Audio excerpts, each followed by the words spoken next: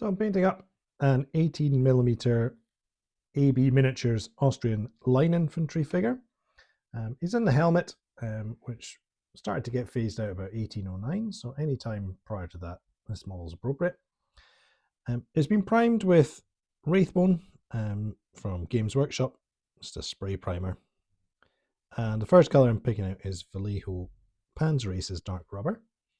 There's boots and gaiters. On the back of the model, there's a little bayonet sheath, the cartridge box, and the helmet. So on the side of the helmet, there is a little oak leaf sprig. Try and avoid that as best I can. Doesn't really matter if I get paint on it. There's the comb on top. It does have a yellow stripe down the side, so I'll paint the top, and if I can leave some of the primer showing along the sides, that's helpful. Yellow doesn't cover dark grey, or what's meant to be black in this instance. And there's a little chin strap as well. So I'll finish off the helmet and boots and gaiters and let you have a look at the next step.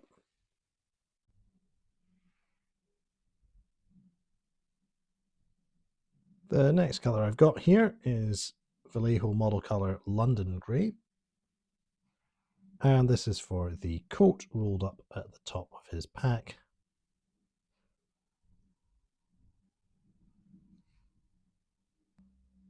Going to give the black and the grey areas a dry brush with some Vallejo model colour light grey.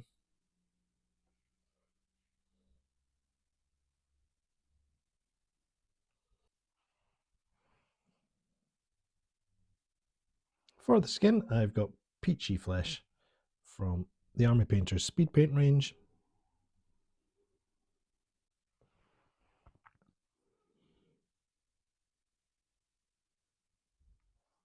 I've now got flat brown, again Vallejo model colour. Picking out the wood of the musket. On the back of the model, pick out the water bottle.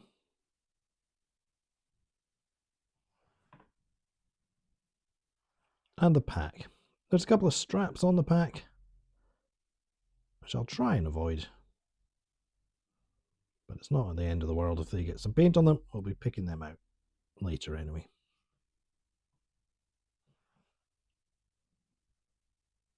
If the model has hair or sideburns, I'd pick them out with this as well.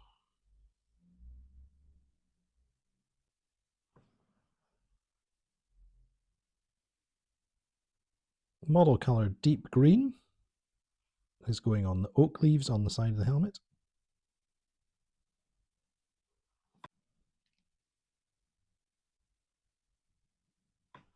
This is plate mail metal from the Army Painter, and it's going on the metalwork of the musket.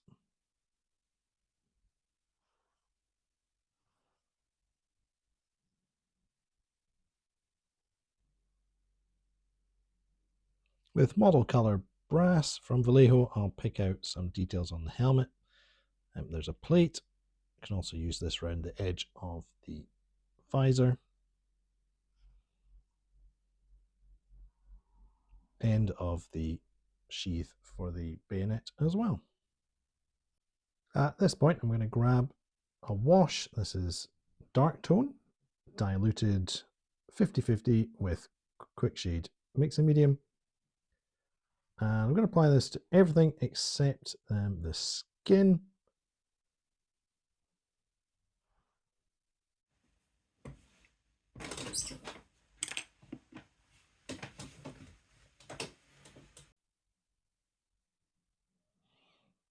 So I'm bringing back up the main white colour now with some Vallejo Game Colour Ghost Grey. The wash has done a fantastic job of defining the straps on the model and the creases in the cloth. And we're picking out the straps in the raised areas. It's creating a nice contrast between light and dark. And this will look especially effective en masse on the tabletop.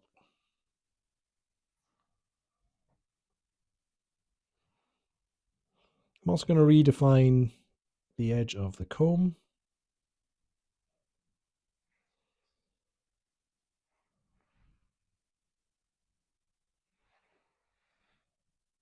You maybe see the straps on the pack a little better. I'm going to redefine them as well.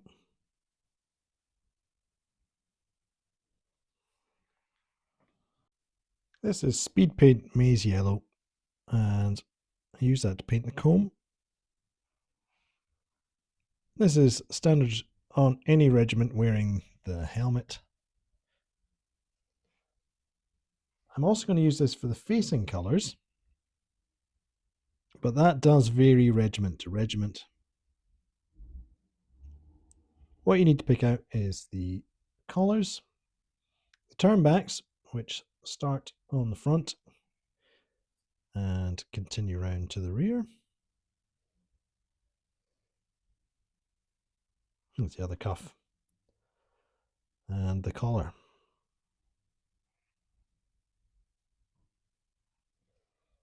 Lastly, there's a shoulder strap. And here's what 2 regiments of Austrians look like when painted in this scheme. At the back, there's a couple of stands of grenadiers as well. In the Austrian army, the grenadiers were taken from their parent battalions and combined on the battlefield.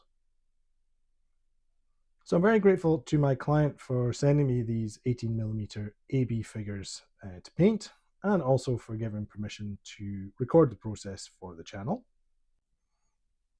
AB miniatures are fantastic casts, and it was nice to actually work on something in a standing ready pose as opposed to a march attack.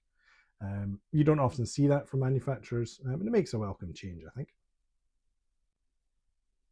It was my client's choice to go for an off-white finish, so we agreed on ghost grey. I think when you look at these uniforms for real, they weren't bleached white, and having an off-white finish to them is a bit more realistic. Another thing that might seem a bit controversial is using the dark tone wash rather than something like a soft tone.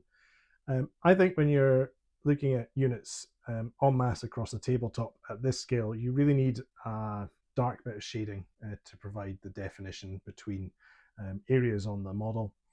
Sometimes if you're using a lighter tone when viewed from afar, everything kind of blurs into one. So having this sharp contrast at the edges of the straps, for example, makes things much more readable across the battlefield.